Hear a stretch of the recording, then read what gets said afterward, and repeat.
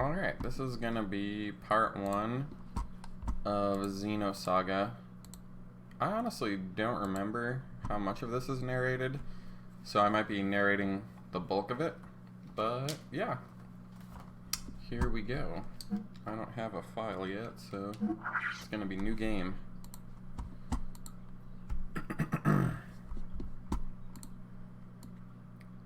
Alright, I am Alpha and Omega, the beginning and the end, the first and the last.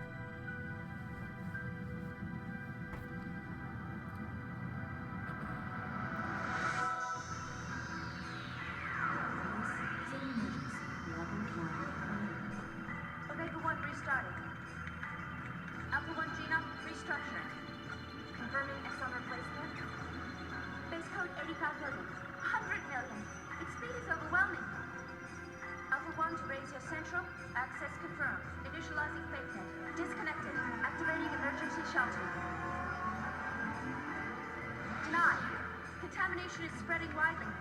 Captain! Cut off the cables manually. Roger. Activating self-destruct bolts. Confirming. No good, nothing happened. Omega 1, they are attacking.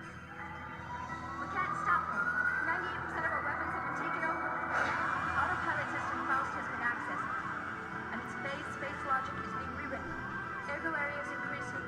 An internal plane is forming. Switching to space displacement mode. Alpha 1, confirming transfer of coordinate codes. Coordinates input. Coordinate NX128 EZ061. The main planet. Damn. So they're planning on attacking. Engine room.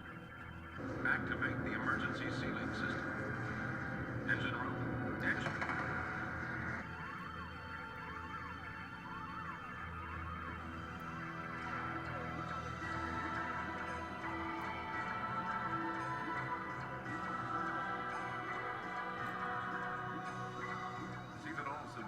Passengers are safely transported to the escape shuttles. I will send a dispatch after evacuation is complete. I am evacuating the ship. All of you, evacuate now. Evacuate the ship immediately. All passengers transported to the shuttle for calm and orderly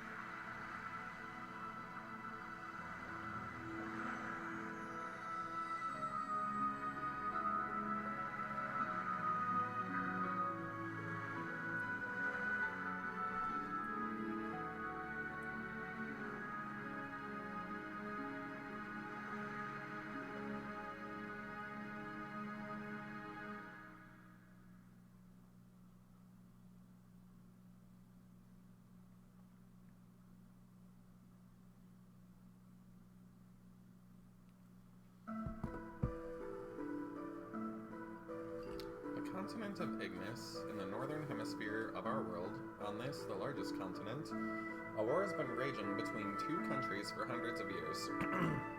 In the north of the continent lies the Kislev Empire, in the south lies the desert kingdom of Ava. The war has gone on for so long that the people have forgotten the cause, knowing only the pointless circle of hostility and tragedy.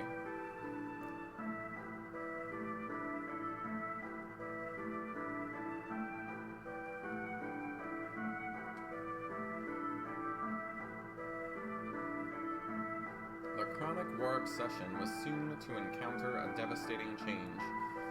This was due to the ethos, an institution that preserves our world's culture, repairing tools and weapons excavated from the ruins of an ancient civilization. At once, both countries excavated those ruins and had the ethos repair the discoveries in order to increase their military power.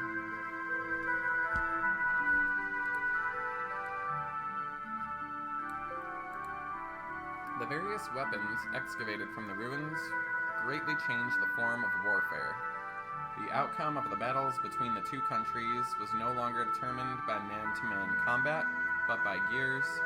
These are giant humanoid fighting machines that were obtained from deep within the ruins.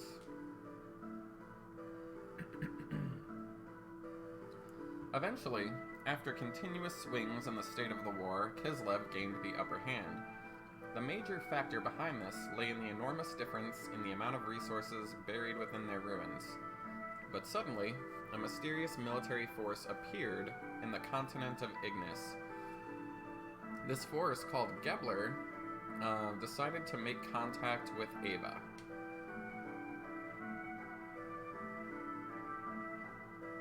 With the assistance of this Gebler military force, Ava was able to recover from being hopelessly outnumbered to being back on an even standing with Kislev. Then, taking further advantage of its newly gained momentum, Ava started to capture one territory after another from Kislev, showing no indication of slowing down in their invasion campaign.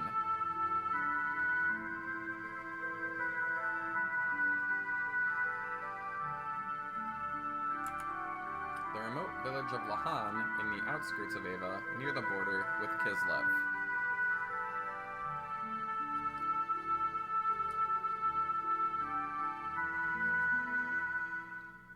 This is where it all begins.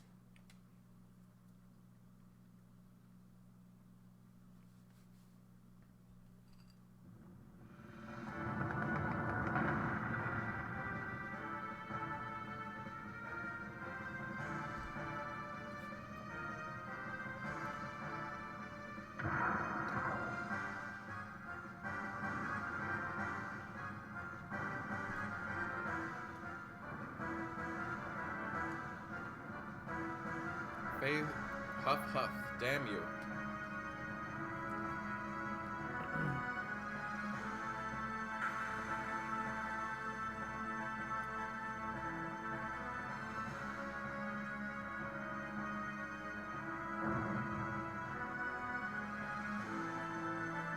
Hi-ya, says Faye.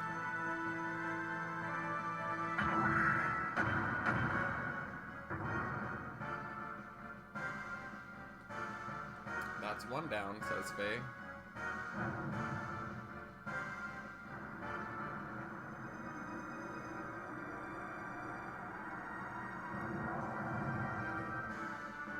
What on earth are you, says Faye.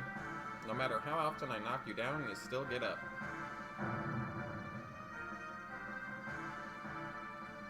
Saiton says, Faye, stop, you must not fight here.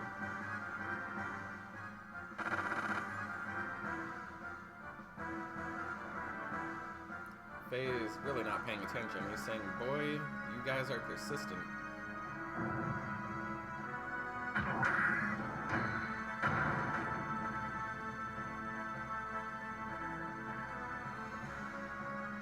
Faye says, damn it, how come? Why did it have to come to this? That's a little brief glimpse into the future.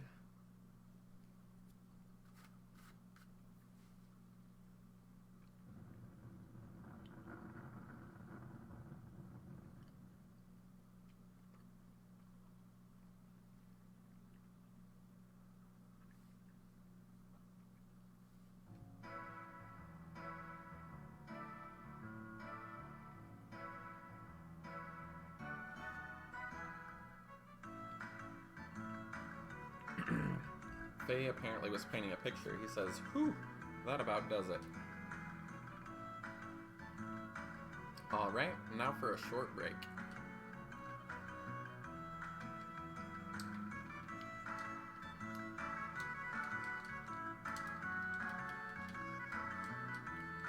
Apparently, I was hiding $200 under my bed, and I have reclaimed it.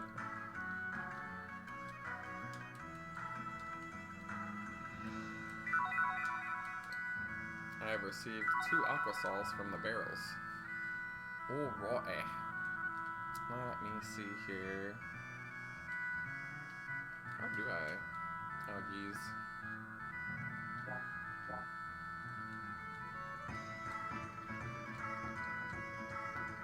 Oh, triangles jump, huh? I don't know if I like that. Whatever. The maid says, hello, Fee. You're looking well today. My, how time flies. Why, it has already been 3 years since you came to our village. When they first saw you brought in all bloody and soaken, to tell you the truth, they didn't think you were gonna make it. And that strange masked man who carried you here that day, do you think that maybe he was your real father? Don't you remember anything? Why, they say you had terrible nightmares and constantly called out for your father.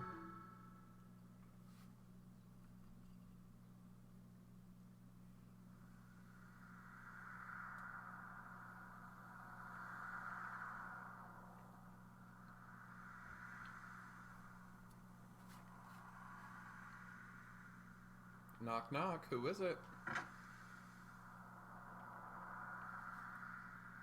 Chief Lee says, who are you? What? You want me to look after this boy?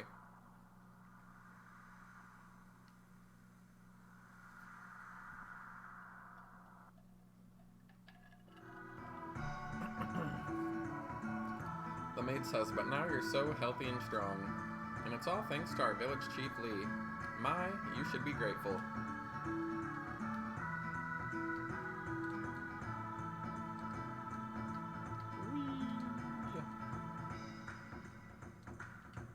Whoa.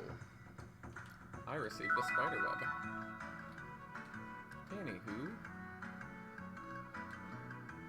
Can I, like, set the default trigger to run?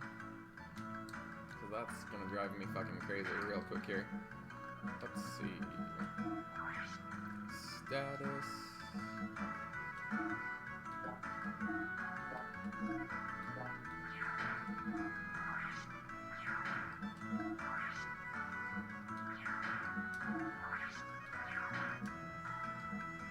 No, I guess I can't. Oh well. How do I get out of this place? Oh, I guess I'm in the basement. Locked in a basement, like a poor orphan boy would be. Really weird though, like, he was obviously delivered as like a baby and now he looks like he's old, so that's kind of funny. Chief Lee says, oh, it's you, Faye. We're in the middle of discussing Timothy and Alice's wedding arrangements. Hey, why don't you bring a girlfriend or two home once in a while? Just because you live with an old man like me doesn't mean you have to hold back now, you hear? Why, when I was as young as you are, it seemed like every day I would do something misogynistic. Ahem, never mind. Now we still have important things to discuss, so don't get in the way now. Gosh, I'm just in the way. Poor little orphan boy. Someone burst through the door. His name is Dan. So, there you are, Faye. I have to talk to you about something. Faye says, why hello there, Dan. You're lively today as you are every day. Timothy says, Dan, don't be so rude. What's this barging in and all? Dan says, Timothy's here too. Butt out, Timothy. Until you marry my sister, you have nothing to do with me at all. Bitch. I just have some business here with my friend Faye. So anyway, Faye, I have something to talk to you about later. What is it, Dan? Says Faye. It sounds serious. Dan continues, yeah, that's why I can't talk about it here. There's a certain person listening in who would cause us trouble. Dan continues, it's really important. We gotta talk. Seriously. One-on-one. Man-to-man. I'll be hanging around outside, so I'll see you there later, okay? Be seeing you, Timothy, says Dan. Take care of yourself until tomorrow.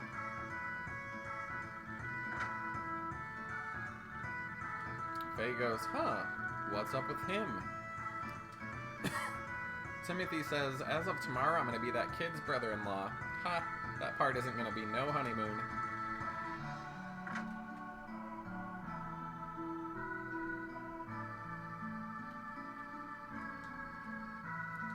La, la, la, la, la.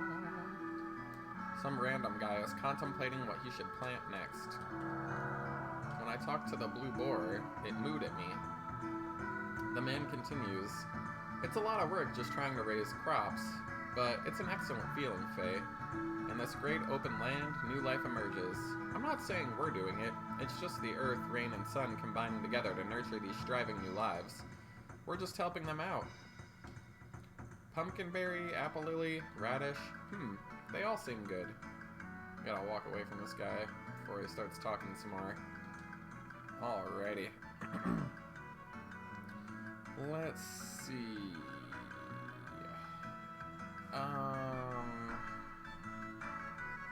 What to do. Talk to this little kid. Oh, Faye, maybe you can help. Have you seen Dan? Faye says, he's probably around here somewhere, getting up to his usual mischief.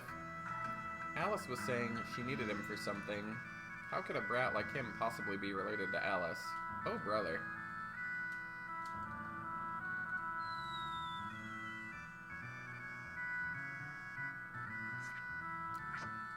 I jumped into the well. Faye says, phew, that was a close one. This well is dangerous. Perhaps it's better if I don't go near it again. Well done. You found a weird item.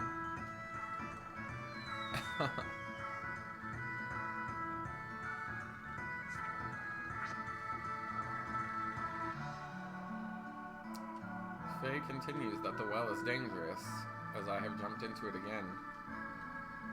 And will continue to do so until I get all the items I want.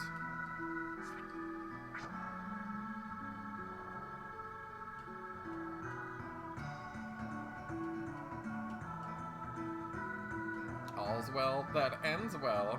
You found an Aquasol S. Oh my.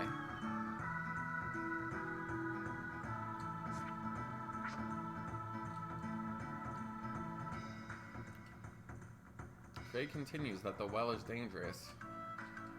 It is clear I will continue jumping into the well, because there's stuff in there I want.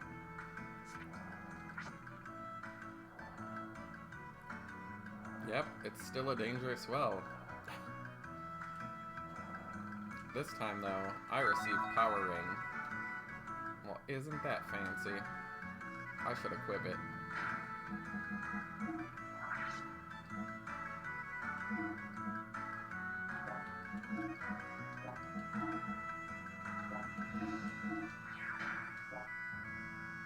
Alrighty.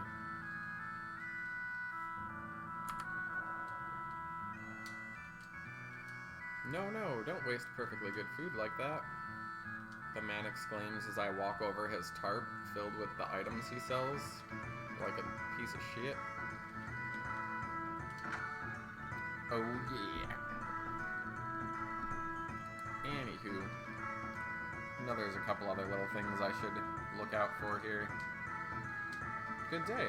I'm the village consultant, but to tell you the truth, the village chief knows far more than I do. However, the chief is an awfully busy person, so I've been placed in charge of answering some of the more mundane questions. As a special for this week, we are lecturing on the techniques of martial arts self-defense. Wouldn't you like to learn about it? I'm gonna say no. I see. Anyway, feel free to ask me anything, anytime. I'm gonna just skip this stuff, because it's all, like, kind of tutorial garbage.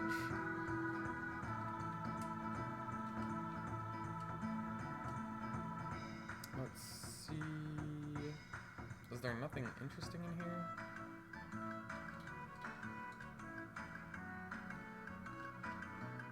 Did you know that you can move the world with the L1 and R1? My. How fancy. Oh wow, this lady just doesn't shut up. Oh, good, good. You're lucky. You came at just the right time. It's about the memory cube. Yeah. It's a save point. No, I'm good on that. Jesus. You won't hear what I have to say? Don't you want to know? Oh my god. This person really wants me to learn about it. Don't come crying to me if you run into trouble, says that person. I'm pretty sure I can figure out how to save. Look, I did it. I'm a genius.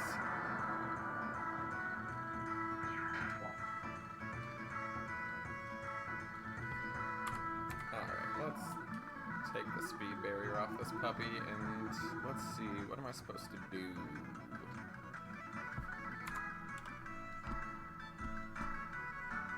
Alrighty.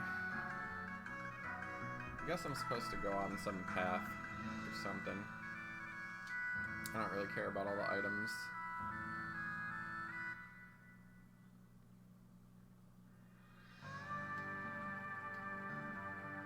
Oh my.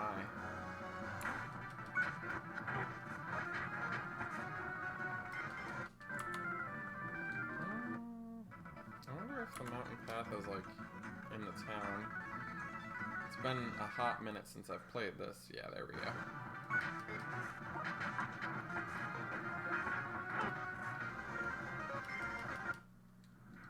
Yep.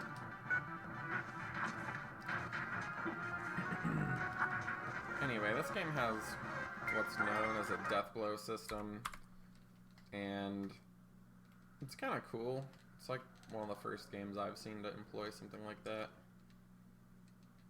Basically, as you progress through the game and level up, you'll get AP, and you can use those to string together combos when you fight.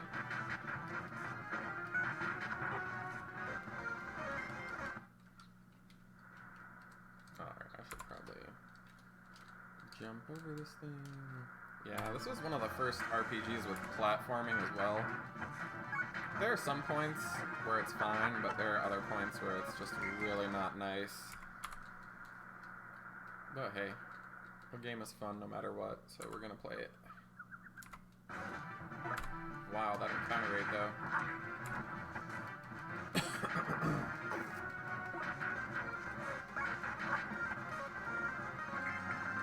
I don't think you can learn your first death blow until you have 4 AP, if memory serves, but either way, it's not a big deal.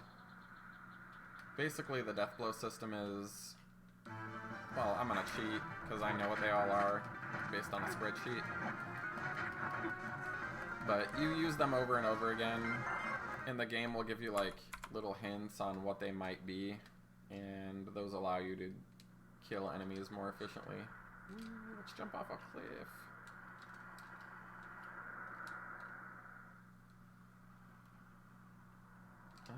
Maybe if I read this sign.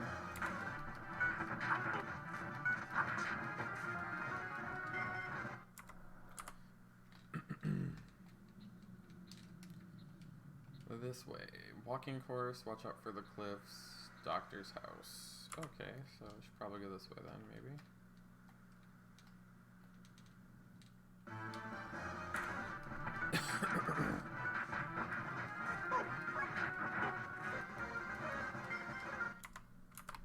Alrighty.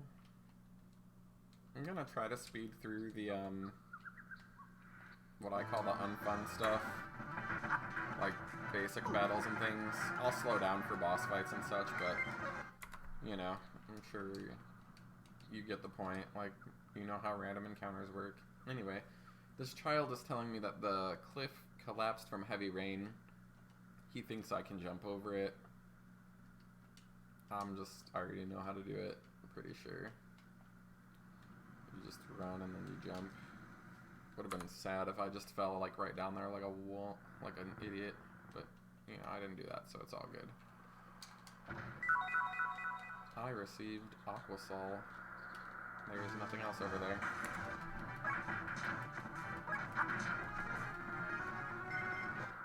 Yay!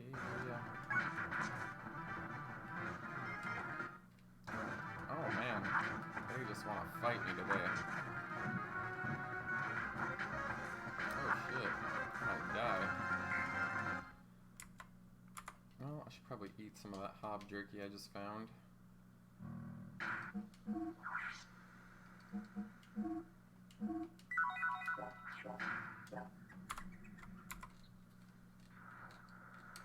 Alright, this sign is telling me this way to Sighton's house.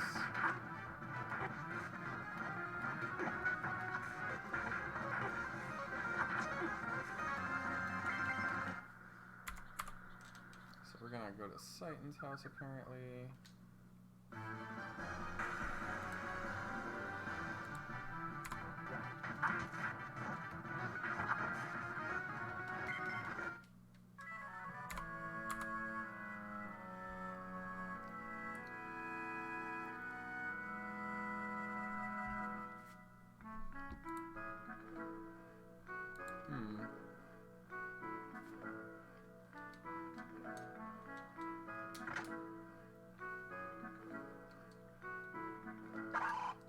That is a cock. And you know how I feel about cock, baby. Yui says, "Oh, welcome, Faye. What brings you here today?" "Well, nothing in particular," says Faye. Yui continues, "I see. Well, anyway, please, make yourself at home." "Hi, Midori," says Faye. "It's a nice day to play outside. How about we feed the birds later?" Midori says nothing. Yui continues with the same dialogue. Alright, whatever. Maybe I went over here too soon. I don't know.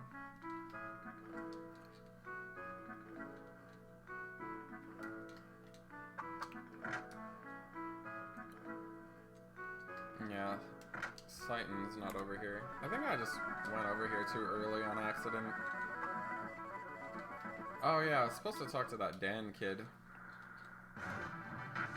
Whatever. We'll get some incidental level ups on the way, I guess.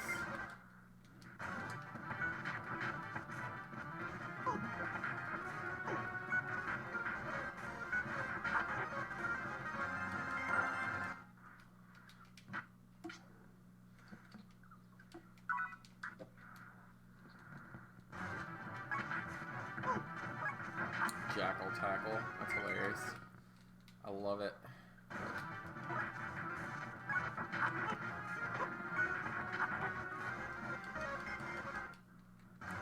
Oh man. Such encounters. Very encounter. Wow.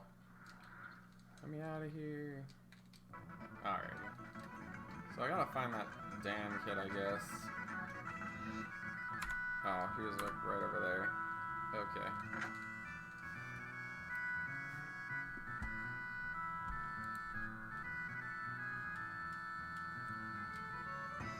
Dan says, "Oh good, Faye. Are you ready to talk?" Dan continues, "As you know, tomorrow is finally the day of my sister's wedding. So what I want to talk to you about is exactly that, Alice's marriage." Dan continues, "Faye, to be perfectly honest with you, I've always wished you could have been my brother. It's still not too late. You could go steal Alice and run off with her. If you need me to, I'd be glad to help. It may be odd for me to say this, but my sister is beautiful and a good cook. And this is just between you and me, but she's well endowed too. I guess with girls well endowed as boobs? I don't know. So come on, let's go for it." I'm gonna say that's crazy, because Faye likes boys in this version. "Hey, what are you talking about, Dan? Timothy and Alice are both my best friends. You know I can't do that." Dan says, "You know what? I know that. Well, if you're gonna be like that. But if you change your mind, come and talk to me." Actually, I think I have to say that I'm gonna do it. Dan says, "Faye, are you up to it? Come on, let's do it." I'm gonna say let's do it. "Alright, Dan, you've got it. I guess I'll just go sweep Alice away and make a run for it." "Really? I knew I liked you, Faye. That's the spirit. But if only it was that easy. It's not like we can change their feelings. And you would need to have love for her too. But I'm not gonna forget this, Faye. You were really willing to go that far to help me. Faye, you're a good guy. Faye says, well, the least we can do is pray for Alice is happiness. Okay, whatever. Let's see. I guess I have to go to somebody else's house or something. Why, hello, Faye. Are you here to see Alice? It's customary we don't let any men in to see the bride today, but you can be an exception. Cool.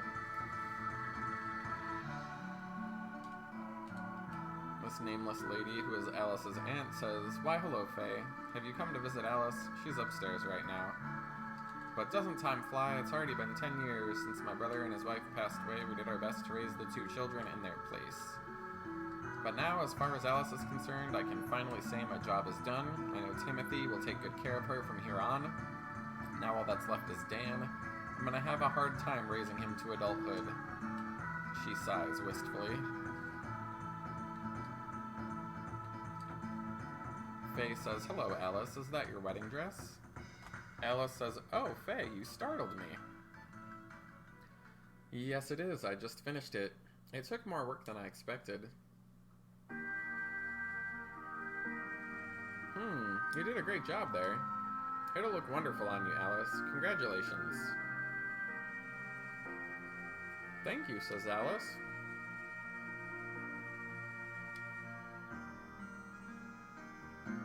They both say at the same time, hey, Faye, hey, Alice. Faye says, what is it? Alice says, oh, nothing. Faye says, I see. Alice says, oh yeah, that's right.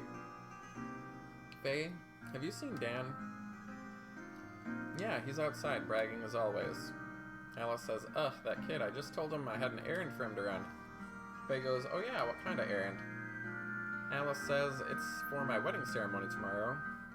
I was hoping he could go borrow a camera and some lights from Dr. Uzuki up on the mountain peak. Faye says, if that's all it is, I'll be happy to do it for you. Alice says, could you? But I couldn't possibly. Faye continues, don't worry, it's no problem. Anyway, it doesn't exactly make me feel comfortable having Dan handle such delicate instruments. What's more, I might have a chance to eat some of Yui's cooking if I go over to the doc's place. Alice says, hee hee, that's my Faye. Faye says, well, I'll go up there now and get them for you. Alice says, oh, Faye, wait. Huh, says Faye, is there something else you need? Alice says, no, it's not that. Faye, have you ever thought about things this way? If you had only been born in this village, and if we had only known each other a little earlier on.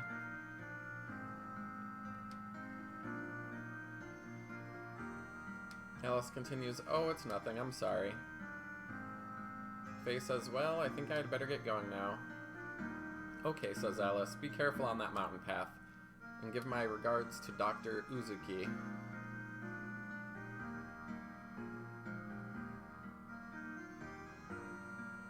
Alice says, is this fate? I feel so foolish. Who am I kidding?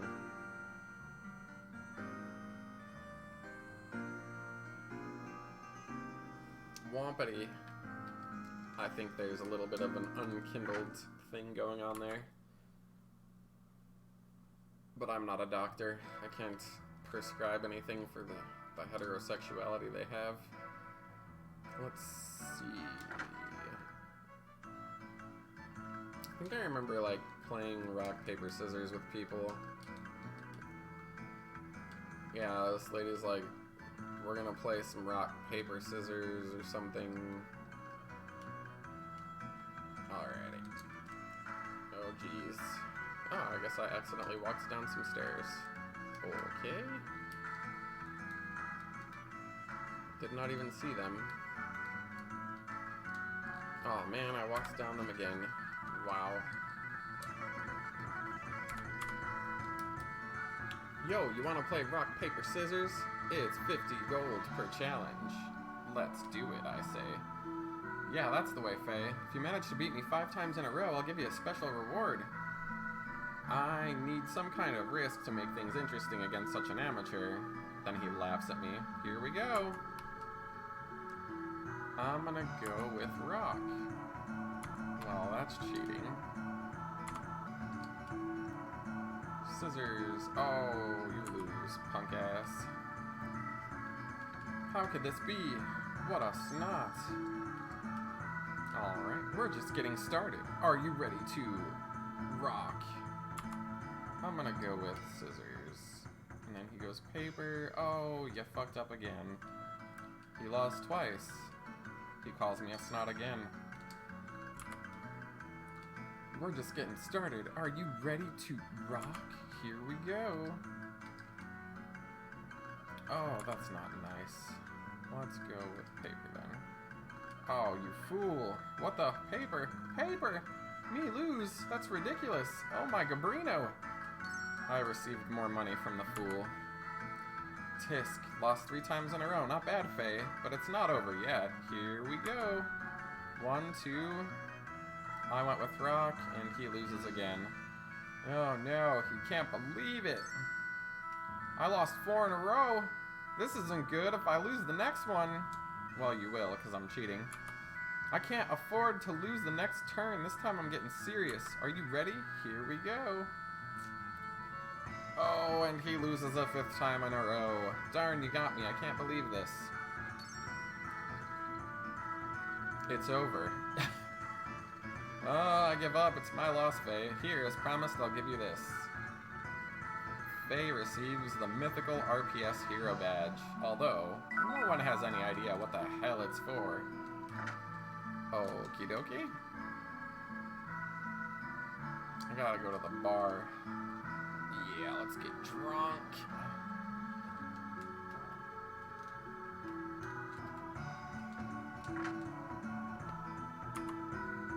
No, that's that special save room.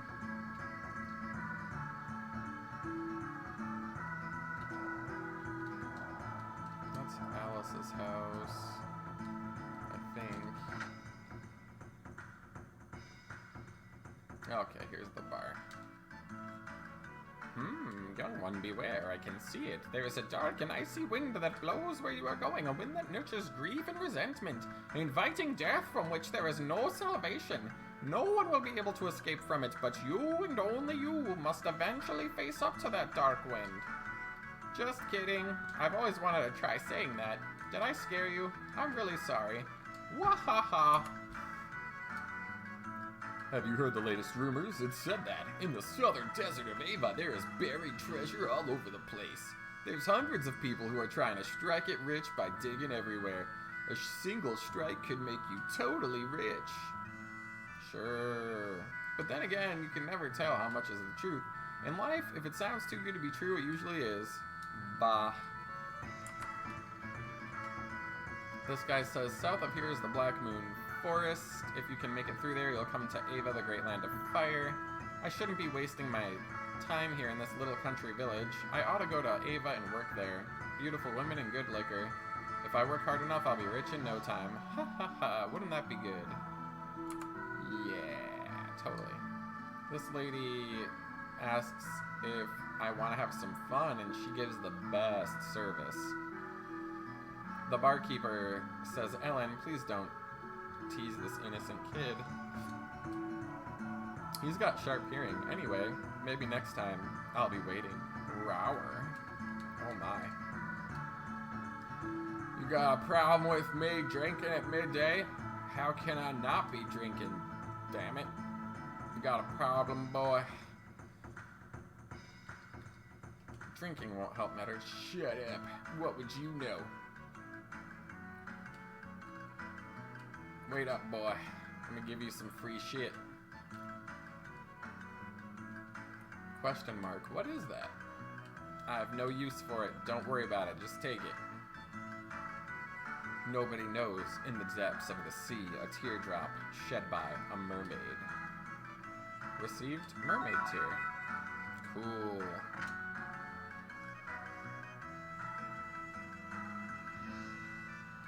Alrighty. I'm gonna try and go back to Satan's house. Mountain path ahead. Beware of the HP gobbling hobgobs. Oh my stars.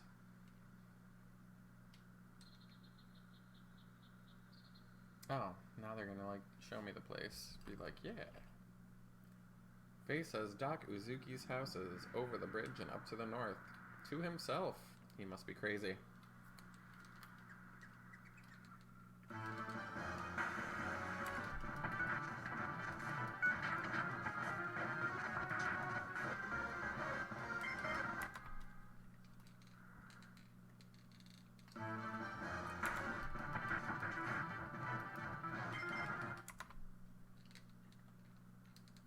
Well, I fucked that up, didn't I?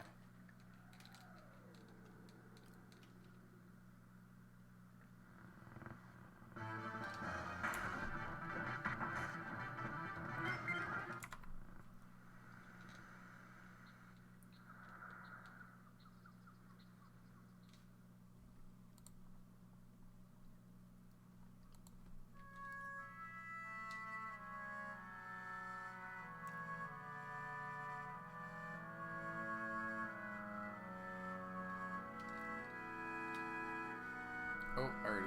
Okay.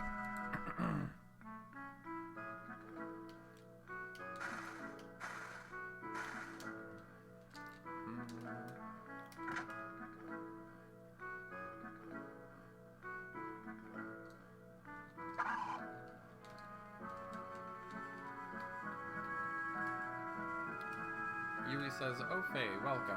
Hello, Yui. Where's Doc? My husband is tinkering with his junk in the backyard. I should have guessed. Doesn't he ever get sick of playing with that stuff? Well, okay then. I'll go out into the backyard and see if I can find him." The child remains silent.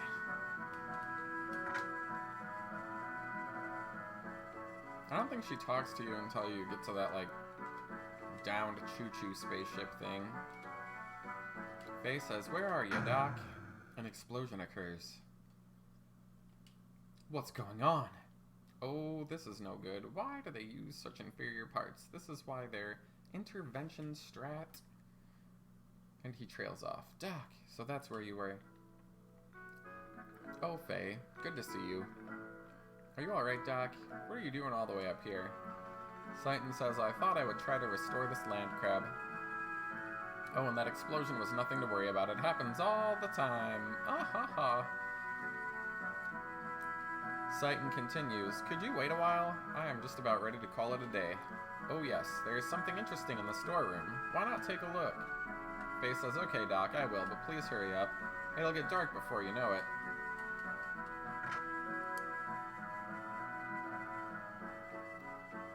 Alright.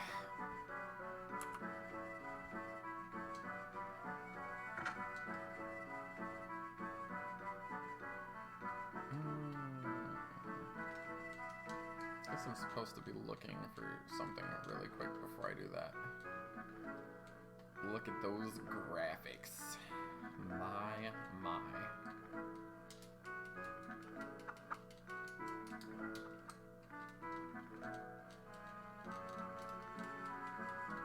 I found Midoriya's ring.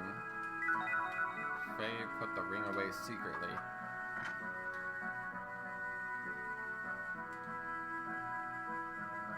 Faye says, so this is what Doc was talking about. Let me see.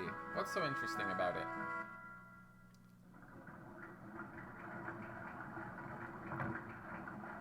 Wow! It opens up, revealing a statue that twirls and makes music.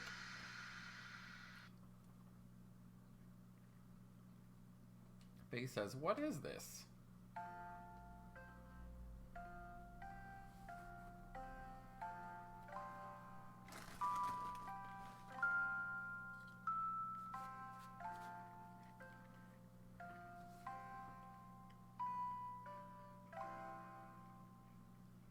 Faye says, this music, I've heard it before somewhere.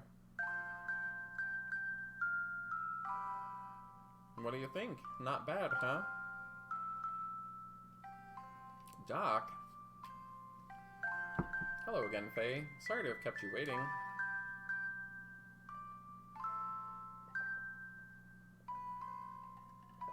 Music is a mysterious thing. Sometimes it makes people remember things that they do not expect. Many thoughts, feelings, memories, things almost forgotten, regardless of whether the listener desires to remember them or not. Faye says, Doc, what is this? Seitan says it was excavated from some old ruins and is still under repair. Obviously, it's an audio device of some kind. Long ago, people would listen to this melody, just as we are doing now. At times, they would have been cheered up, while at times, they would have been made to cry. Seitan says, by the way, what brings you here today? Faye says, oh yeah, that's right. Alice asked me to borrow some camera equipment from you. Seitan says, oh yes, her wedding is tomorrow, right? Understood. Well, we had better get them ready by then. Seitan says, oh, and dinner should be ready soon, wink wink. Would you like to join us? Faye says, would I ever? I was hoping you would ask. Seitan says, I still have some cleaning up to do out here. Would you mind giving Midori some company back in the house? Faye says, okay, take your time, Doc. I'll go ahead and eat when dinner is ready. Seitan says, yeah, go right ahead. But I will not be held responsible if you get a stomachache from eating my wife Yui's cooking. Faye says, Doc, I feel strange when I listen to this music. I feel something warm inside. Seitan says, that just may be something you have... That just may be because you have someone living inside of you, and he too must have liked this music a long time ago, before he became a part of you. Faye stays silent and exits. Seitan says, is Timothy and Alice's wedding really tomorrow? It might actually be better to live an ordinary life in this condition, as a son of man. Well, anyway, I suppose I'd better adjust the euro, at least. Gyro. They probably mean gyro, because like gyroscope. Seitan says, huh? And the music stops.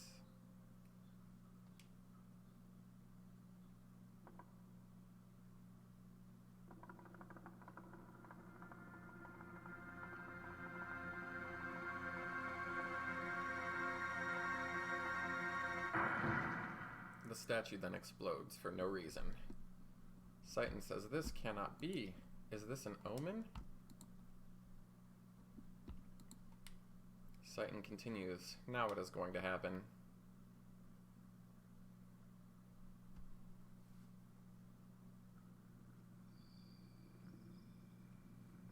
Faye goes, that was good. Your cooking never fails to impress me, Yui. Thank you for such a delicious meal. Faye says, you're welcome. If you like my cooking that much, then I'd be happy to cook for you anytime, Faye. Seitan says, I will bring the equipment you need to the village tomorrow morning myself.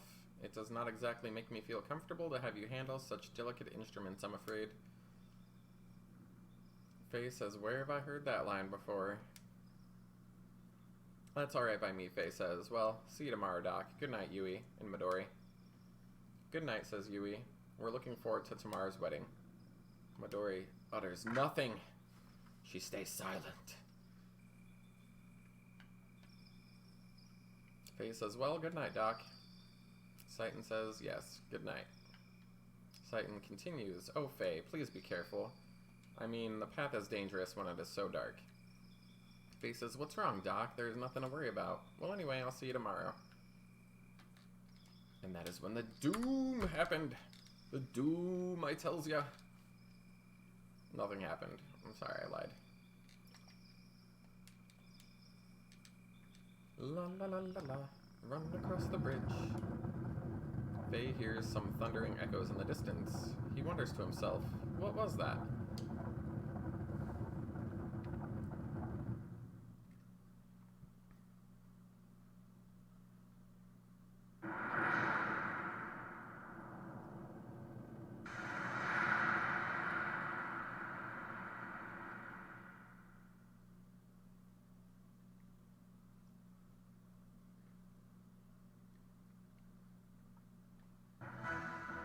Faye says, giants?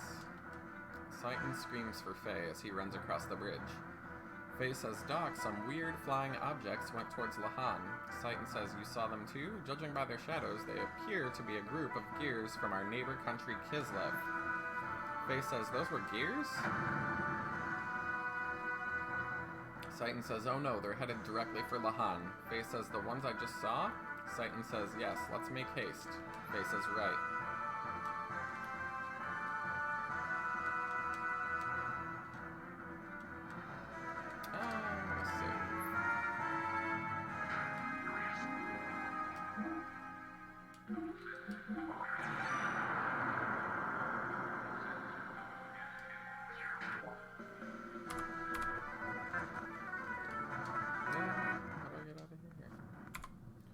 Faye says, no, Lahan's.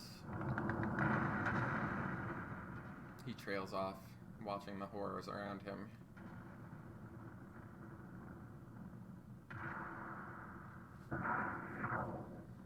Citan says, Alice, Timothy.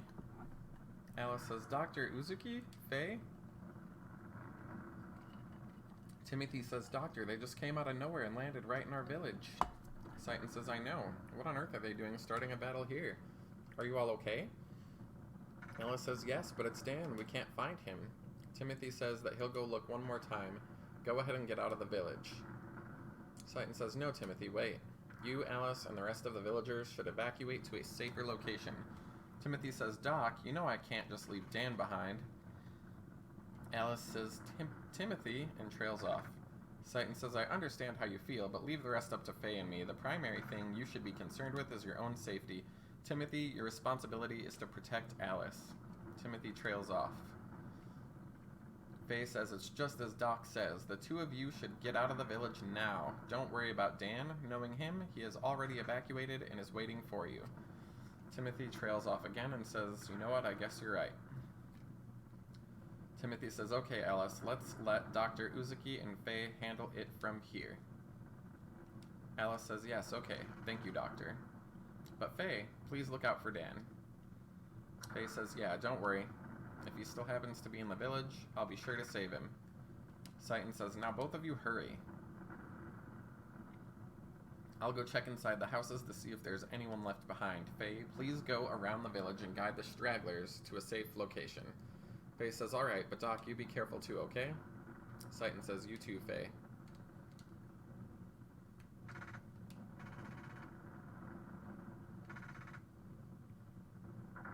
Faye is entranced by the ginormous robot shooting randomly around the village.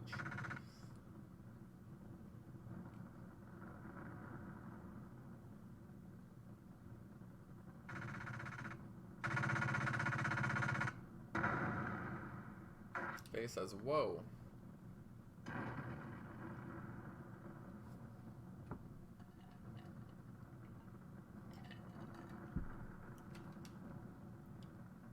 Faye continues exclaiming as he looks upon the ginormous robot thingy.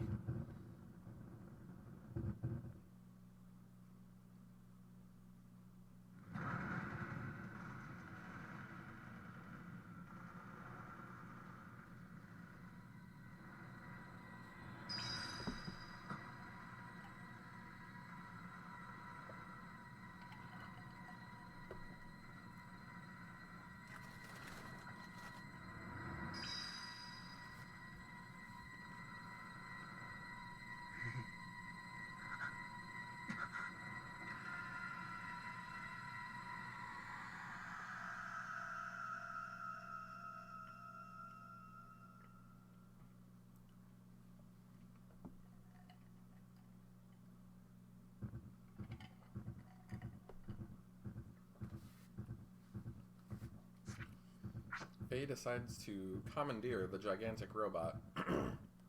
Citan says, huh? Faye? Wait, Faye. Faye decides to ignore him and continue entering the robot.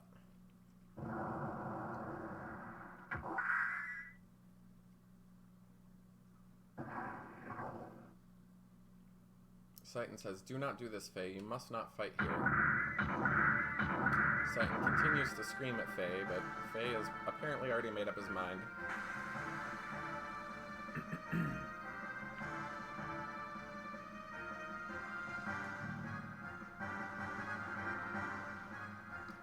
The robot has a linguistic modifier and is changing the language into Faye's language. It has identified him as a lamb of Ignis dialect. It knows he has no piloting experience, and apparently sets this to easy mode. It synchronizes the input interface with his normal reflex time. He is warning the pilot, well, the computer warns the pilot they're about to enter combat mode, and that there is only 1,200 units of fuel. It lets him know that he can utilize the command ring in the upper left of the screen to select attack, and then triangle, square, and X buttons to commence auto attack. Power and fuel output differs based on attacks selected. It is now terminating help mode. Alrighty.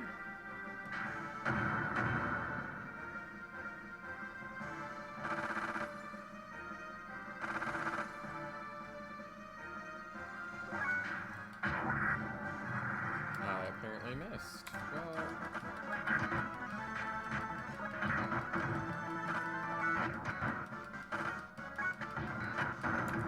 I beat up the bad guys by randomly tapping X over and over again. I apparently leveled up.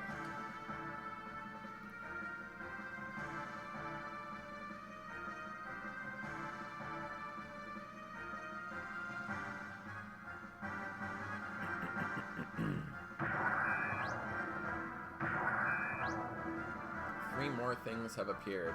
Faye says, reinforcements, huh? Or two more, I guess. No, 3 and 4. Faye says, on my right too, damn it, how many of them are there?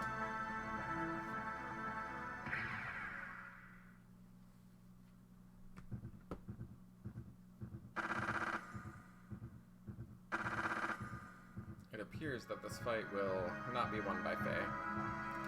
He guesses there's no choice but to fight.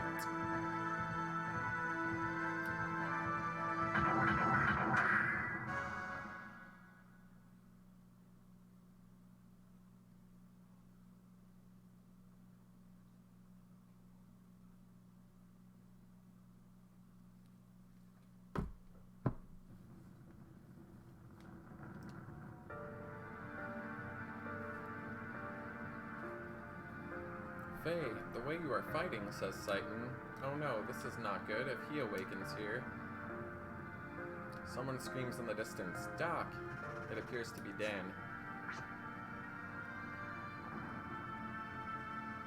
Are you alright, says Satan? What on earth are you doing here? Do you not know how worried Alice and Timothy are? Dan says, I'm sorry, Dr. Uzuki. I got out of the village earlier, but I came back. I just couldn't bear to think of leaving my sister's wedding dress behind here. Satan says, you returned to save your sister's wedding dress? Satan goes, heh, you're a sentimental little boy. Satan continues, let us evacuate to a safer spot while Faye has their attention. It appears that they are after that gear Faye is in. Dan exclaims wordlessly. Faye's inside that monster? Satan says, Faye is bound by the dark, cruel destiny of God. Dan says, Faye?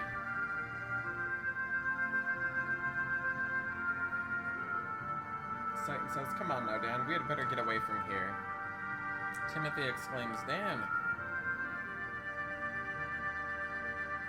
Timothy says, I knew you were still in the village. Boy, I'm glad you're okay. Huh?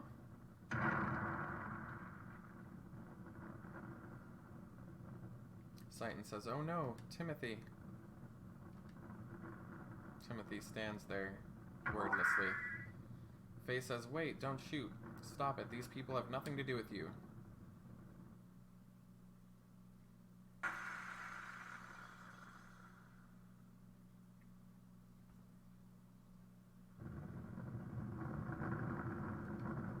Faye screams Timothy's name as multiple gears converge upon him. He says, out of the way, you bastards.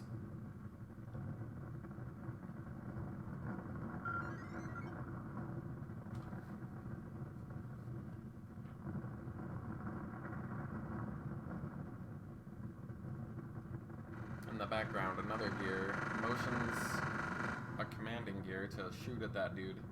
Timothy. Faye says, stop it. But he probably doesn't know how to utilize the communications equipment of this heavily sophisticated robot that he decided to get into.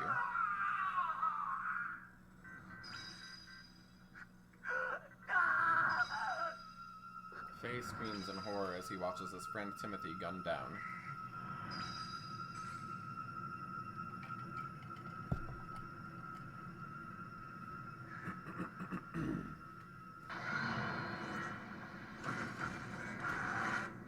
Faye then, in a rage, explodes a bunch of stuff. It appears that in his rage he has killed half of the townspeople. Dan watches horrified, screaming his sister's name.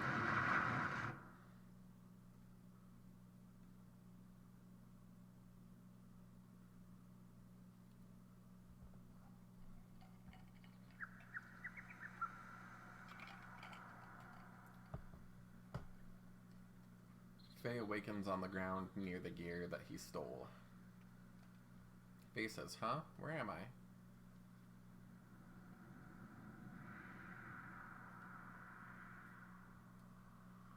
Faye says, Doc. Citan says, oh, you finally gained consciousness, Faye. Faye says, Doc, what happened? Where's Chief Lee? Timothy? Alice? What did I... He trails off. Citan says, yes, well that is... And he trails off. Dan says, you're a murderer. Citan says, Dan? Faye says, Dan, what do you mean? Dan says, Faye, it was because you had to go and get in that monster. Alice and Timothy, the people of the village, are all... He trails off. You killed everyone using that monster. Faye exclaims and looks up at the beast.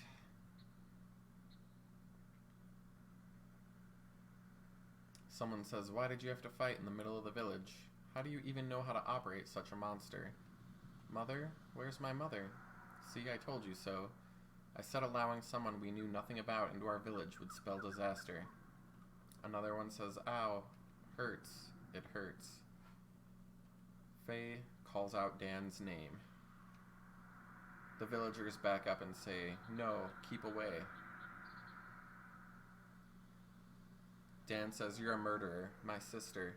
Give me back my sister. Citan says, Dan, there is nothing to be gained from putting the blame all on Faye alone. What is more, you know Faye had no control over the malfunction of that gear. Dan says, I know that. But he hates Faye anyway. He screams and runs off. Faye calls out his name, but he does not reply. Citan says, it might be better if we left him by himself for a little while. He does not know what to do with his grief, his anger. Faye stays silent. Citan says, Faye, it may be a good idea for you to leave this place. There is no guarantee that reinforcements from yesterday's unit are not going to come. They will probably want to know what happened to their comrades. Also, if you stay here, I do not think the atmosphere is going to be very joyful, if you know what I mean. It is probably best for both you and all the other villagers here. Faye says, I guess you're right. This disaster happened because I was here. But what am I supposed to do now? Citan says, well, yes. Why not go through the Black Moon Forest and head for Ava? I'm sure those soldiers from yesterday were not from Ava. If you can manage to get to the Ava side, they will not be able to track you down very easily. Faye says, okay, I understand, Doc. Well, anyway, please take care of the rest of things here, Doc. Citan says, of course. Well, do take care now.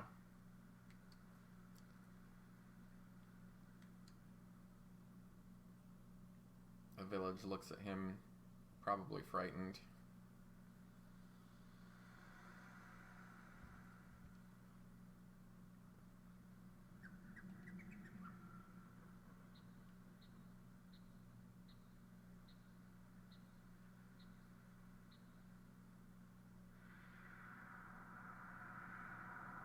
You killed everyone with that monster. Murderer. My sister. Give me back my sister. I think Faye is hearing voices in his head. He feels guilty.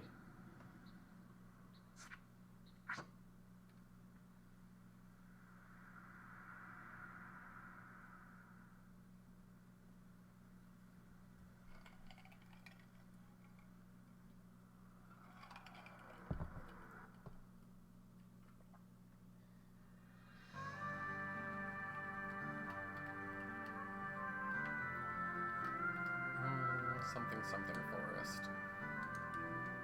Cool.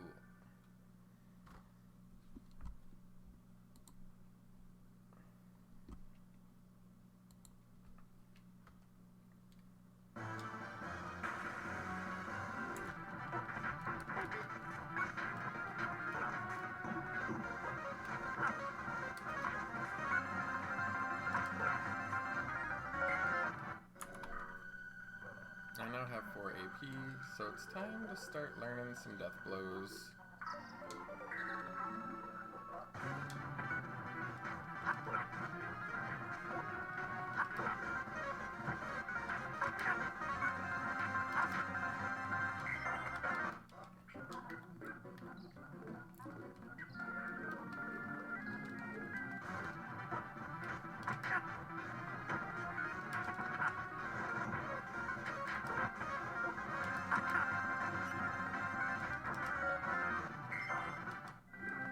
I think I just learned a move, so that's cool.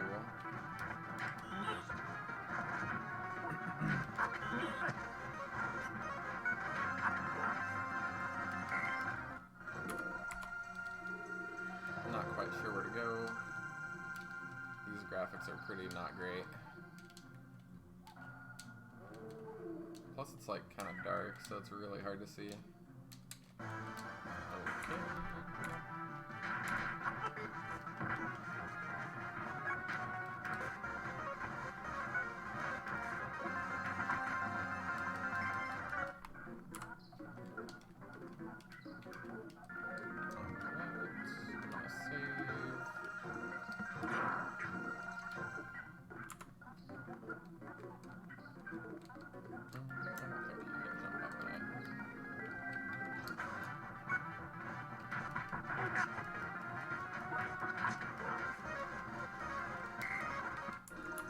Fate wanders the forest. He feels alone and confused. He jumps upon this log and attacks this thing, maybe?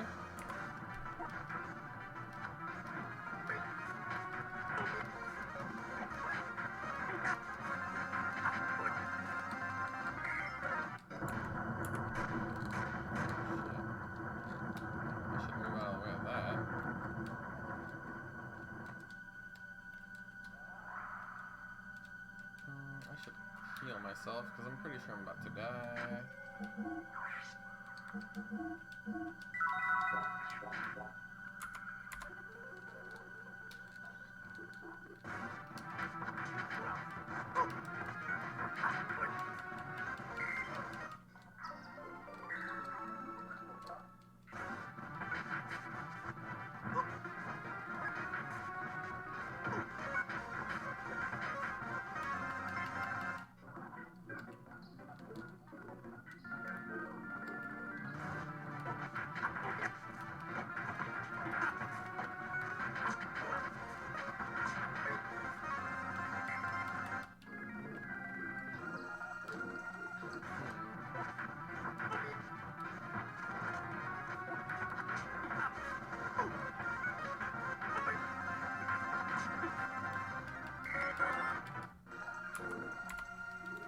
Leveling up like a madman.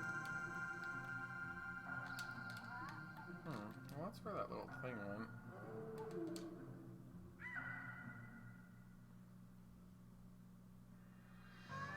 Oh, well, that's not where I want to go.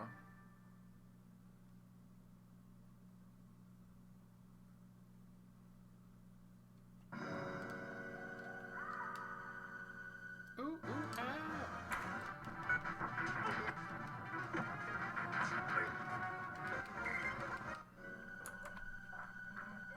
Where the heck was that spot where I could jump up?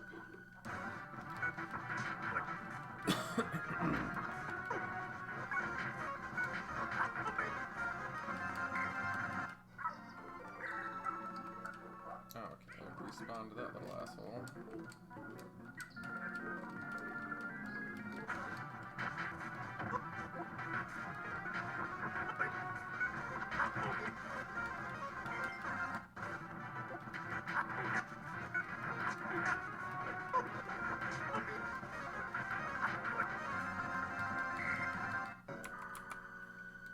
Okie dokie.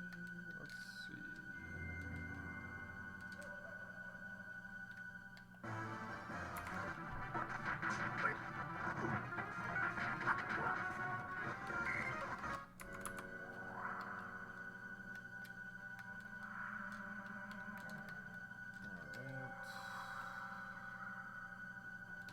I think that just like cleared the way to the next part of the level. Okay. Alright. Katinayu Tadaintuna Akba Balnarantak Brana Talti. Throw down your weapon. Make one wrong move and I'll shoot.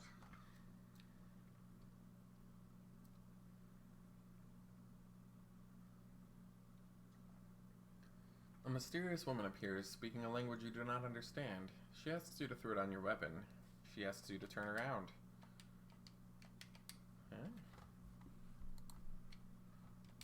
Faye silently complies, I guess. He doesn't really have a weapon, but his fists. Mysterious woman continues. I said, turn around. She points a gun at him.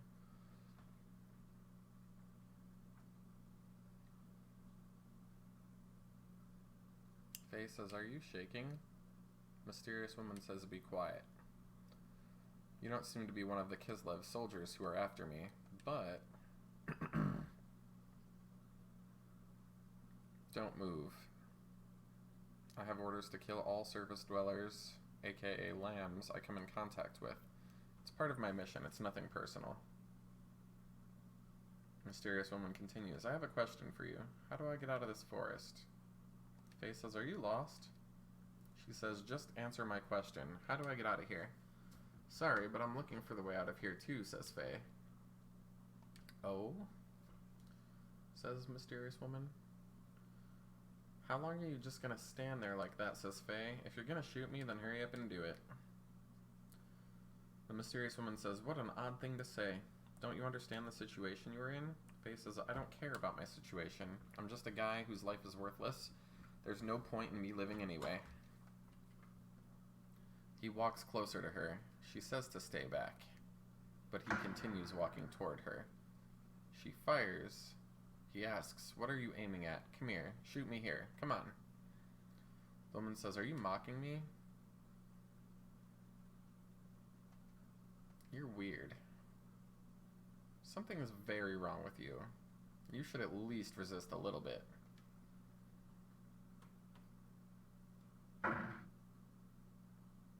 The mysterious woman says, what's this? Who are you?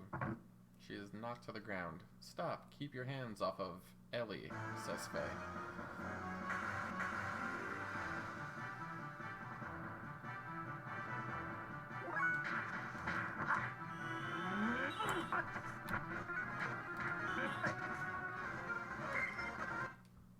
Faye says, are you alright? Hang in there.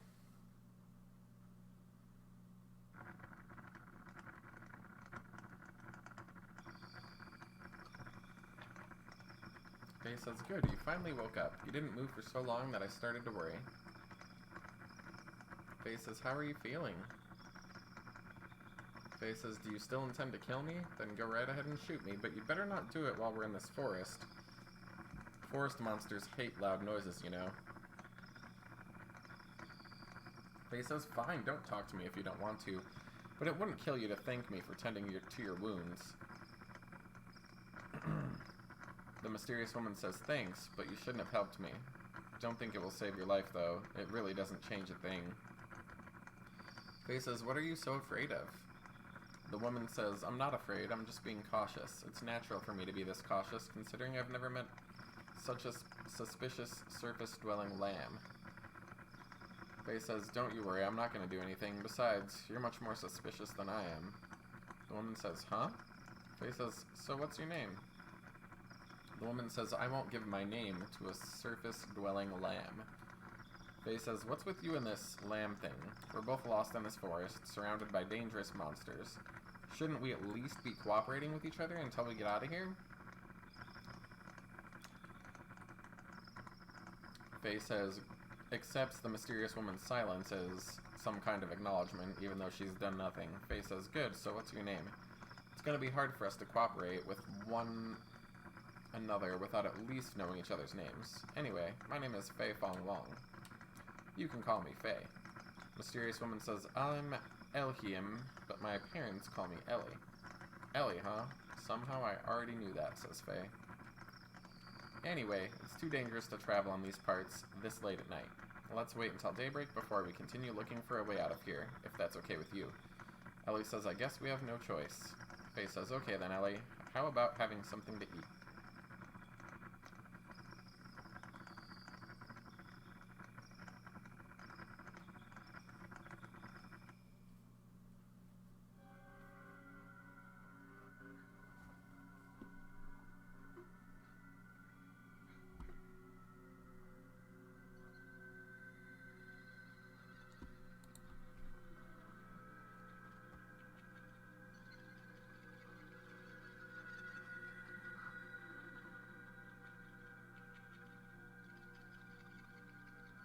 Wait!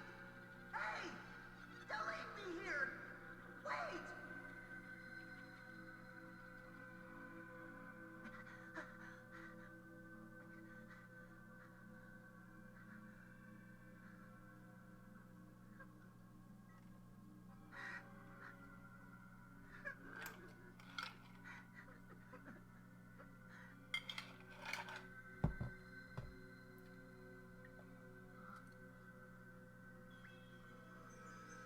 You must be lonely here by yourself.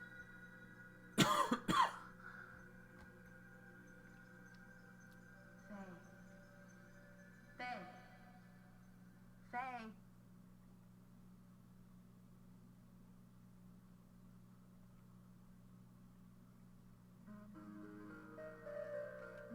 Fei? Says Ellie. Are you awake? Alright. How do I get out of this wacko place? The narrator exclaimed to himself. Ha ha ha ha. Oh, there's a sign. How convenient. Path up. Watch cliffs. Okie doke.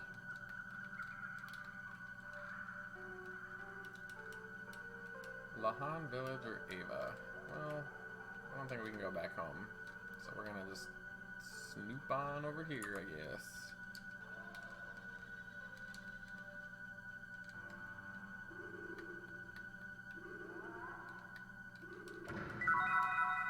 I received a survival tent and an aquasol.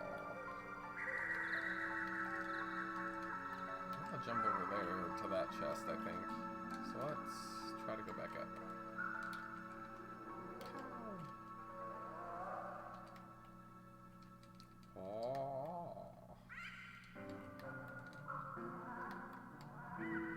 I like that the game assumes that the jumping mechanic is awkward and kind of gives you a little help with it.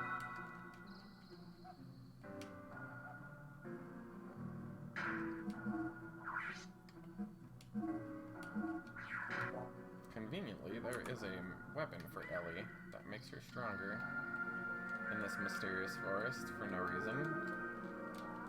But okay, I'm cool with it. I like free shit. Never look a free shit in the mouth, is what your mom always used to say. Or somebody's mama. Oh, I fell down the hole. Weak. You're fucking weak.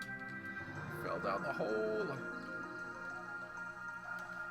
Can jump up this bad boy, but I can barely get over this fucking lupo. Thankfully, I'm not being attacked mercilessly by infinity freaking enemies. That would be kind of annoying. Alright. Guess we'll just save.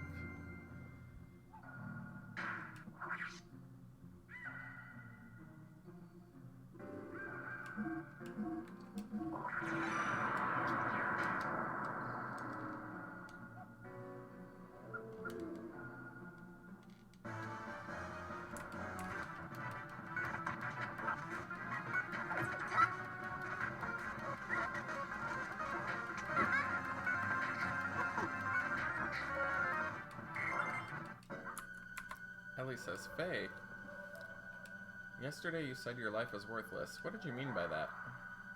Faye says, why are you asking? Ellie says, why? Yesterday you looked like you had a death wish. You think it wouldn't make me wonder? Say, how did you get stranded in this forest in the first place? Faye says, I should ask you the same question. Ellie says, huh, well, she stammers evasively. Faye says, I ran away from my village, or what's left of it. Ellie says, village? You don't mean... Faye says, Lahan. It was a small village that existed between this forest and the mountain range. I ran away from there. Ellie says, that village? Faye says, it was a nice, peaceful village. Everyone there treated me like family. Then last night, a group of gears suddenly appeared and started fighting right in the middle of the place. The village was engulfed in flames. I couldn't just stand there and watch Lahan be destroyed. So to try to save the villagers, I got in an empty gear, without even knowing how to operate it. I just thought maybe I could do it. No, it was more like someone whispering to me. Someone whispering to me, telling me to do it. But it was a disaster. The village. Ellie says, was it destroyed by the Kislev army? Ellie says, Faye? Faye says, no, the village was destroyed by me. Yes, it was me. I destroyed Lahan. I'm sure of it. Ellie says, what do you mean you destroyed it? I thought you were trying to help save the villagers. Faye said, I did try to help. I actually took out a few gears, but then I came under heavy fire from a new group of gears, and then my friend, Timothy, was hit by a hail of bullets. Then I lost it. Everything just went dark. I don't remember anything after that. The gear I was in went out of control. Well, that's what the doc said. When I came to, the village, and everyone in it, was Alice. She was such a... Alice and Timothy. Oh God. Everybody, all such good people. Ellie says, went out of control? The gear? What about the village? Ellie continues, Faye? Faye says, yes, the gear.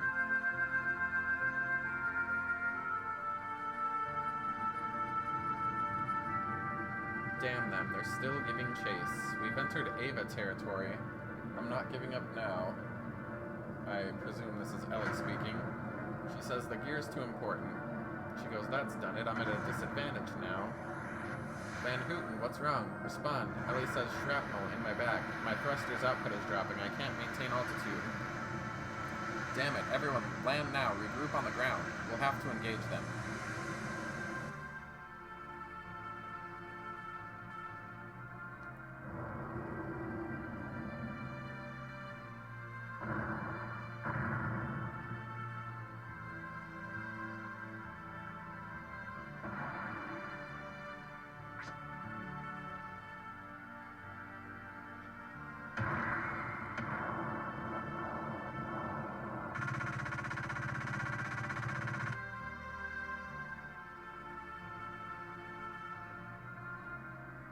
Faye said, if they'd never come to the village, never started fighting there, then I wouldn't have tried to pilot that gear.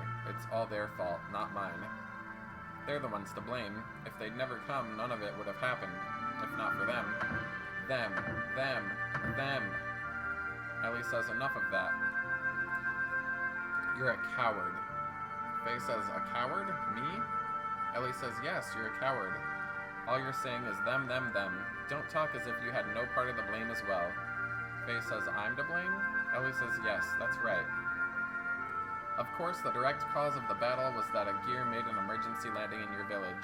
But all Kislev wanted was the gear, right? They weren't invading or out to destroy Lahan. The real damage occurred because you climbed into a gear and tried to fight back. Faye sits there silently while Ellie continues to explain. Whatever made you get into that gear, not just anyone can pilot them, it takes training. There's no way a civilian could hope to pilot one. Besides, you should have been helping the villagers flee to safety instead. How can you blame the damage on a gear when it was your decision to fight in it in the first place? Why don't you take some of the responsibility yourself? Why are you putting all the blame on others? That's just running away. That's what makes you a coward. Faye says, well, if you put it that way, yes, that's right, I'm a coward. I didn't realize my own strength and have been blaming what happened as a result of that on others. I'm a pitiful excuse for a man, but I just felt this rush of blood in me and I couldn't help myself. Couldn't help myself or help others.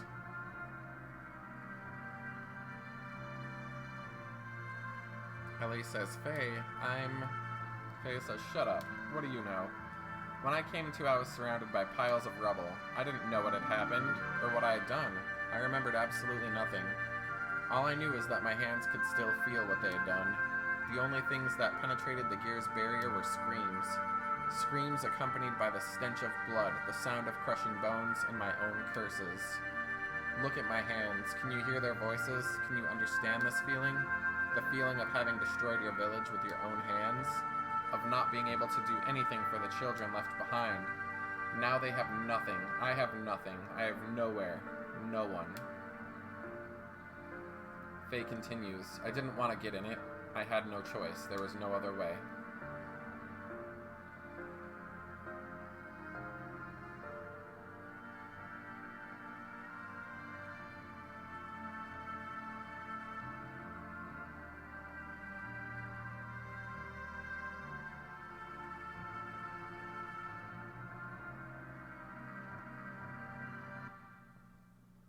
Ellie leaves without saying anything.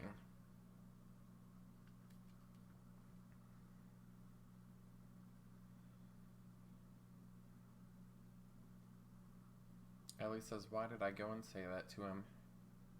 You talk as if it's not your responsibility. No. I didn't do anything. They died because you had to pilot the gear and start fighting. It wasn't me. Can't you understand?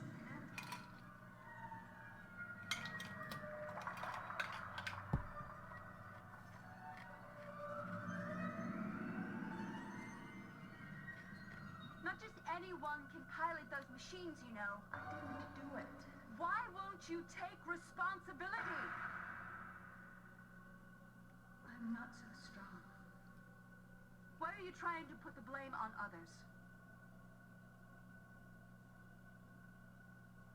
I'm not even all that talented. You're a coward! That's right. I'm a coward. I think that scene elucidates that Ellie has skeletons in her closet at the very least. Ellie calls herself a coward and continues through the forest, alone. Ellie hears some rumbling. It appears to be a gigantic dinosaur monster T-Rex thing.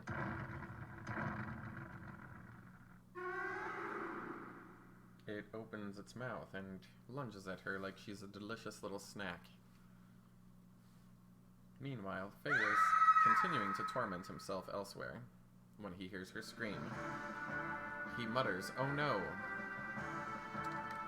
and is apparently going to save first to avoid having to watch that cutscene again. Hello!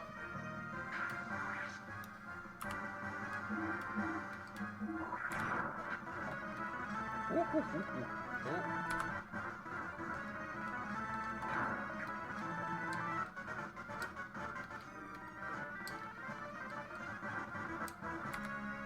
Faye calls out Ellie's name.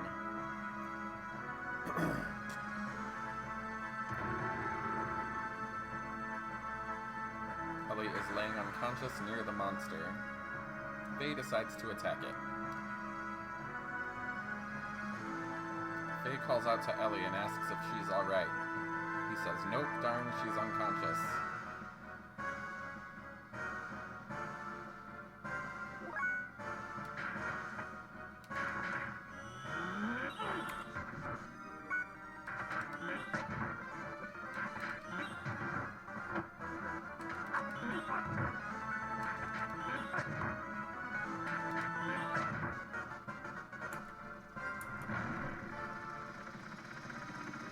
Titan calls out to Faye from his weird crab machine thing. It appears he is holding on to the gear that he used earlier. Titan says, Faye, I've been searching for you. Here, you can use this.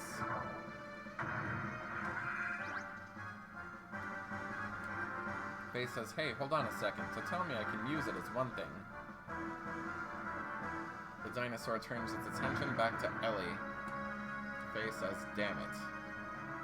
Faye says, Doc, I have a favor to ask. I will defeat this monster, but if it looks like I'll go out of control like last time, then shoot me. Titan says, Faye, let us pray that it won't come to that.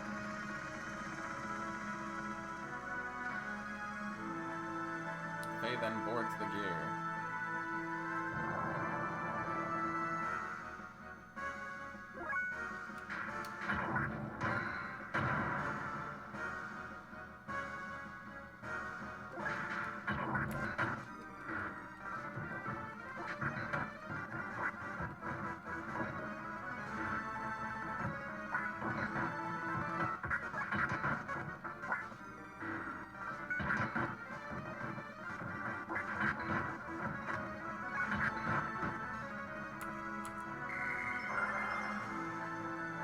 Faye received scales, and he leveled up again.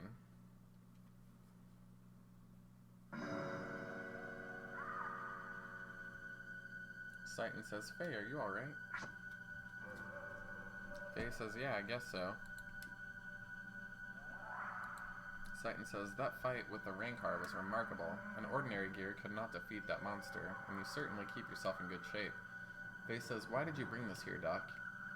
Citan says, this? You mean Weltall? Faye says, Weltall, this is the gear that destroyed our village. Why did you bother bringing it here? I never want to see another gear again.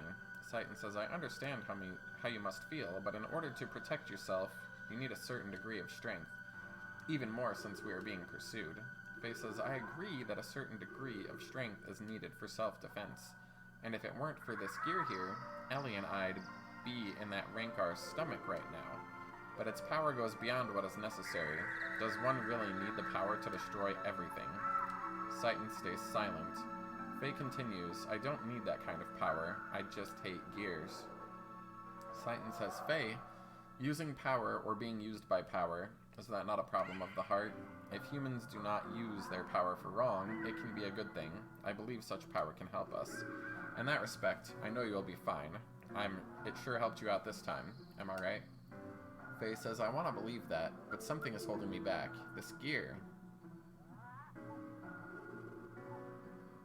Well, whatever. At least Ellie is safe now. Citan says, she seems to have come too. Ellie says, huh? Citan says, I'm Citan, a friend of Faye's.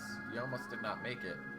If Faye had not helped you, I hate to think what would have happened. But I was not too pleased with his rashness in trying to take on that Rancor with just his bare fists. Ellie says, bare fists? Citan says, well, I'm glad you were able to find a use for what I brought you. Ellie just exclaims. Citan says, let us just say we are borrowing what the Kislev army left behind. Ellie says, oh, thank you, Faye, this makes twice. Faye says, don't mention it. I'll just put it on your tab.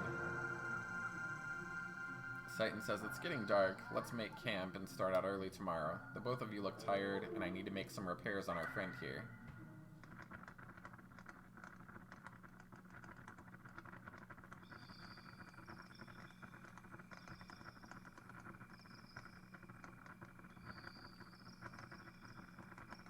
Citan says it's no use. The knee actuator and bypass circuit are both ruined. The actuator can be fixed, but the circuit needs to be replaced. Citan says, oh, having trouble sleeping there? Ellie says yes. Citan says, I imagine you would. You've had quite a day. Citan continues, this is the machine Faye used when the village was attacked. There was another machine left sitting on the outskirts of the village. Now he's speaking in another language. He asks, it was yours, right? Citan says, just as I thought, the missing pilot from the gear that made an emergency landing in Lahan and the mysterious woman found wandering lost in the forest are actually one and the same person. Judging from your uniform, I would also say you are with the military, am I correct? Ellie says, how? Who are you? Citan says, I checked the ID tags of the soldiers who died in the attack on Lahan. The design on their tags and the design on your uniform there is the same. Citan says, don't worry, they were given proper burials, but they may not have been too pleased to die in a foreign land. Ellie says, maybe. Citan says, does Faye know about you? Ellie says, I don't think he has realized yet. Citan says, most likely. Faye knows nothing of the world outside of Lahan. Ellie says, I see. So, how come? She trails off. Citan cuts her off and says, in any case, it is best if we do not pry into each other's past anymore. Ellie says, but... Citan says, Let us just say that I know a little more about the world than most do. Anyway, Ellie, I have a favor I must beg you to do. Ellie says, what is it? Satan says, go straight ahead and you will come to a road. Then just keep going. Would you please leave us while Faye is still asleep? Satan says, unfortunate things keep happening around Faye. I would like to protect him if possible. I do not want him caught up in any vain struggles. I am also saying this for your benefit. Ellie, you do not belong here. Go back to your family. Ellie just says, Satan says, do not worry, I will not tell Faye what your true identity is. I will just tell him you went to meet up with your family. Ellie says, no, it's not that. I did something terrible to him, so I want to apologize. Satan says, something terrible? Ellie says, Faye told me it was our fault your village was destroyed. Faye kept saying, if only they hadn't come. Then I called Faye a coward because he was trying to escape from the responsibility. But in fact, it was me who was trying to escape from taking the blame. If I hadn't crash-landed there, they would all still be living peacefully there now. All those innocent people wouldn't have been caught up in that tragedy, but I accused Faye. Satan says, you are a rarity. I did not expect your people would ever think like that. To your people, surface dwellers are nothing more than domesticated animals, are they not? Ellie says, the shepherds, Abel, took control over the surface-dwelling lambs, possessing the right to give life and death unto them as they see fit. Satan says, exactly, yet you seem to feel responsibility toward Faye and the villagers. Why is that? Ellie says, I don't know myself. At Jugend, I was taught that surface-dwellers were stupid and base, and that is why we have to control them. But Satan says, upon meeting Faye, something about him made you feel differently. Ellie says, yes, he's no different than we are. In fact, he seemed more powerful. He possesses something we don't. He also risked his life to save me, twice. Satan says, most of your people would feel ashamed at receiving such an act, yet you are grateful to Faye. Ellie says it's probably because of my father. He had an open mind to surface dwellers. My nanny was a surface dweller. No one knew about her, though. Besides, I am the same as Faye. Satan says, the same? Ellie says, no, nothing. Never mind. Satan says, I think I understand. I am sorry. After just saying we should not cry. It isn't my nature, you know. My wife says I am too persistent and that I talk too much. But personally, I do not think I talk too much. It is probably best if you return home to your country. You really should not be here. Ellie says, I'll return to headquarters, but then what? Satan says, you are worried. Ellie says, yes. Satan says, worrying is natural. Even I used to worry once too, you know. Ellie goes, oh, Satan. Satan continues, anyway, let me handle what to tell Faye. You had better go now. Ellie then leaves.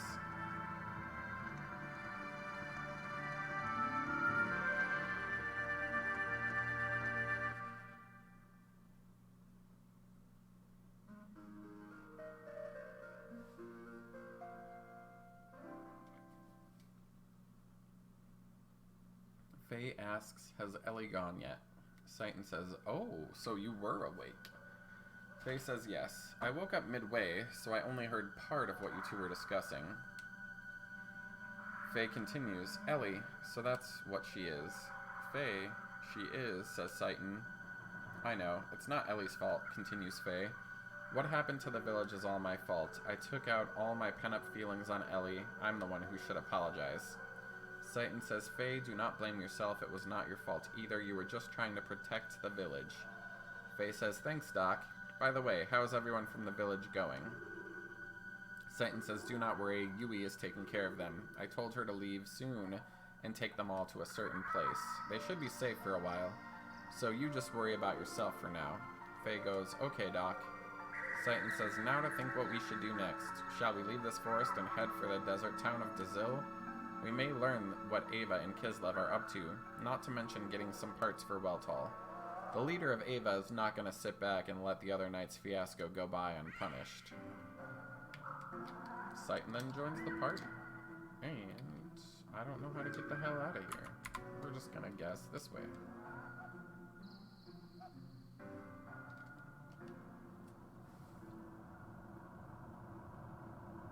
Faye and Citan look up at the sky, and there appears to be some kind of UFO. Faye says, "What is that?" Citan says, "I would assume it is an aerial battleship from Ava." Faye says, "An aerial battleship? I've never heard of Ava having anything like that." Citan says, "Of course, it does not come from Ava originally. Most likely, it belongs to the Gebler forces stationed in Ava." Faye says, "Gebler?"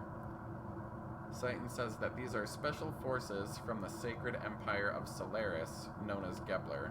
I'm sure you've heard something about them. They are an organization providing large-scale military aid to the Kingdom of Ava. They showed up in Ignis several months ago. Until then, Ava was being routed by Kislev. But with Gebler's help, they have managed to regain half their losses. They are now expanding their territory and gathering resources buried in the ruins." Faye says, "I've heard the village elders talk about it. Is Ellie a part of that?" Citan says, "Quite possibly so. Their group has superior technology and power. It is rumored that they are here solely to get the resources in the ruins. I am surprised they are using something as powerful as that ship. It must be to suppress the recent border skirmishes." Faye says, "So they are fighting the Kislev Empire." Citan says, "Yes. It seems they have found new ruins on the northern edge of Ava. Those ruins are under a 500-year-old temple. 3 weeks ago, Kislev took over those ruins. Most likely they are fighting over that."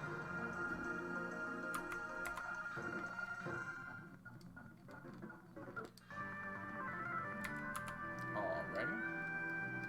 Whew! That is a lot of chat.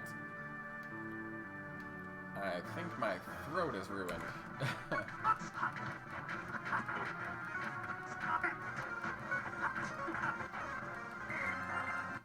Alright.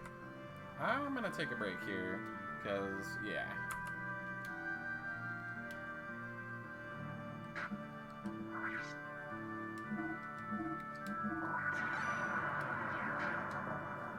Next time on Xenogears, I will continue playing the game and reading it.